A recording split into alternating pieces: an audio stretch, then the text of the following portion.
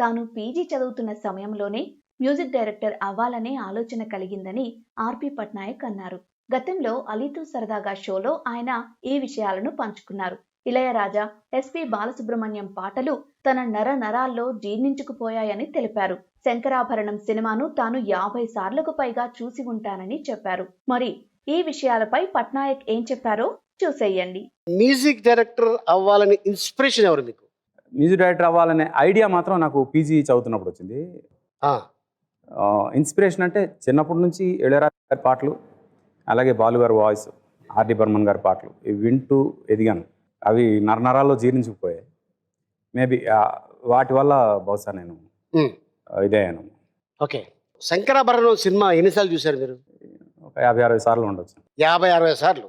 అంటే ఆ పాటలు పాడుతూ మీరు ఎదిగారు చిన్నప్పుడు. ఎక్కడికి వెళ్ళినా కూడా ఏ పాటలు ఎక్కువ మీరు పాడేవారు కదా? అవును, శంకర శాస్త్రి అని పిలిచేవాళ్ళు కూడా జనం. మ్యూజిక్ డైరెక్టర్గా చెప్పారు. సింగర్గా మీకు ఎవరు ఇన్స్పిరేషన్? బాలు గారు. బాలు గారు అంటే అంత ఇష్టం. ఓకే. మరి అదే బాలు గారి షోలో పాడుతా తీయగా ఆ షోకి వెళ్ళి మీరు రిజెక్ట్ అయ్యారు కదా? యాక్చువల్లీ బాలు గారు వరకు వెళ్ళలేదు నేను. అంతకు ముందే స్క్రూటినీలో రిజెక్ట్ అయ్యాను.